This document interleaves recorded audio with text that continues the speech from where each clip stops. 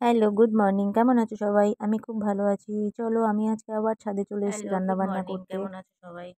আমি এখন যথারীতি ছাদে চলে এসেছি। নিচের সমস্ত কাজ সেরে ছাদে এসে এখন আমি রান্নাবান্নার মানে সব চেষ্টা চরিত্র চলছে। তো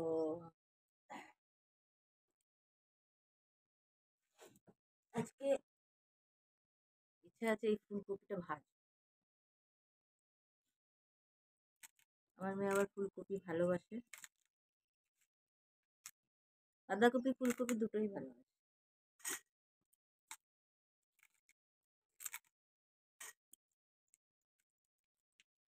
ফুলগুলো ঝরে ঝরে পড়ছে।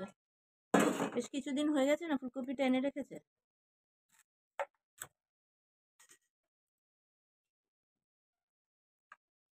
আজকে আবার শনিবার।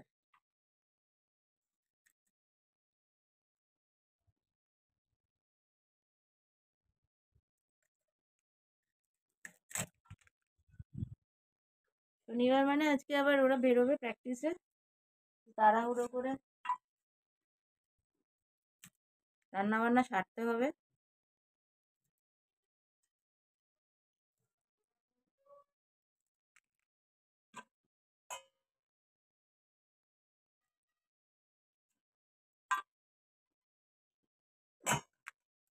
আজকে পৌষ মাসের শেষের দিকে, বলো পৌষ মাসের আজকে আহ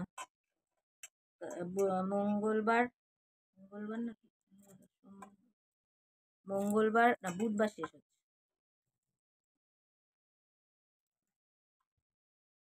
কি চাইছিস? বাবার ফোন ওপরে এনেছিল। দেখ ওই, ওই তো ওয়াশিং মেশিনের উপর।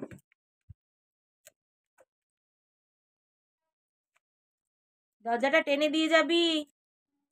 আর ওই জল নিবি কিন্তু।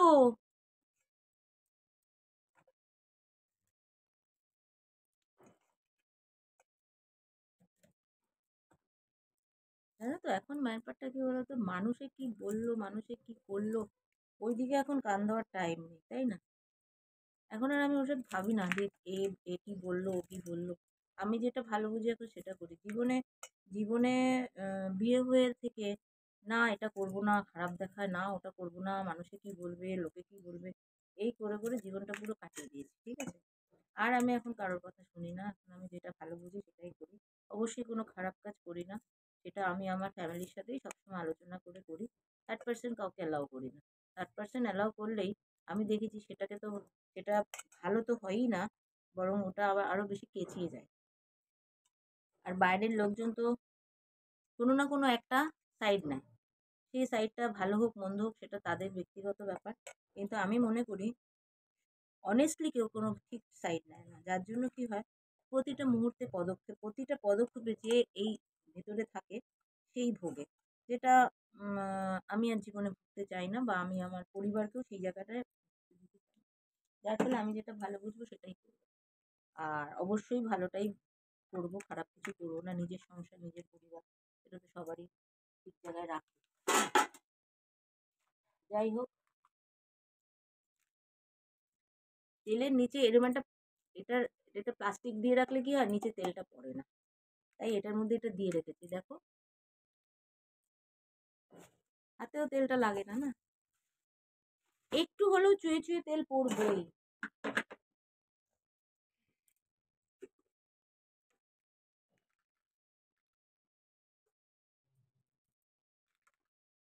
তেলটা কাটি।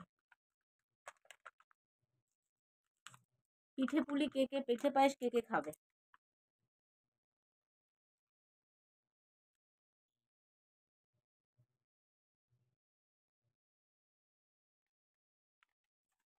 এইটুকু ঠাকুরের জন্য রেখে দিলাম।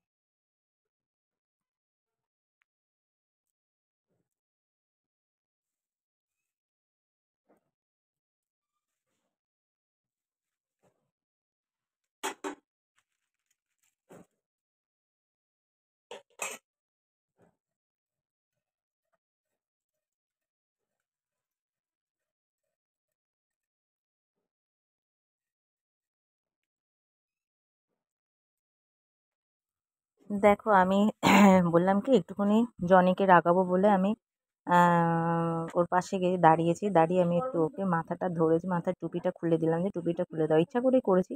কারণ কি জনি আমি যেই ডাকবো না সঙ্গে সঙ্গে দেখো ও এসে যা যা অ্যাটাক করবে যে তুমি মা বাবাকে কেন ধরেছো, মানে প্রচণ্ড দেখেছো দেখেছো দেখেছো দেখেছো কিরকম করছে ও, কিছুতেই ধরতে দেবে না বাবাকে। আর বাবা ভেবেছে বাবাকে আমি অ্যাটাক করছি, বাবাকে কিছু করছি, মারধর করছি।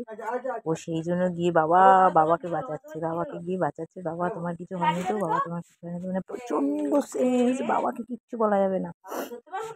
এবার আমাকে আমি আমি যেহেতু ওকে করেছি ও সেহেতু আমার উপরেও অ্যাটাক করবে দেখবে।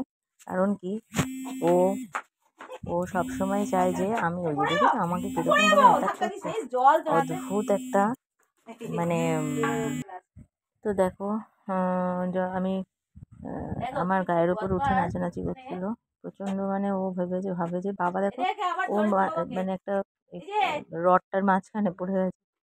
যাই হোক আবার আসছে, এসে আমি যেহেতু একটু ধরেছি আবার ও লাফালাফি করছে, এই করছে, ওর মা মানে ওর বাবাকে দিয়েও ধরতে পারবে না, মানে এত সেন্স মানে বলার না। যাই হোক, তো চলো আমি এইদিকে একটুখানি কাজকর্ম সারবো, একটুখানি রোদ পোহাচ্ছি, তার জন্য এই কাজকর্ম করতে করতে মাঝে মাঝে একটু রোদে যেতে হয়, না হলে তো হয় না।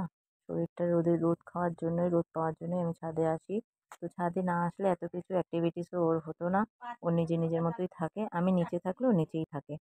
তো জানো তো এই হচ্ছে দুনিয়া, এই যে অবলা জীব, এই জীবটা এতটাই পিওর, মানে এতটাই পিওর বলার না। তো এই পিওরিটিটা খুবই মানে সত্যি মানুষের মধ্যে পাওয়া যায় না। একটা কুকুর সে রিটার্ন প্রচুর দেয়, সে এতটাই প্রভুভক্ত হয় যে তার মধ্যে কোনো। তো আমার ভিডিও ভালো লাগলে অবশ্যই সাবস্ক্রাইব করো।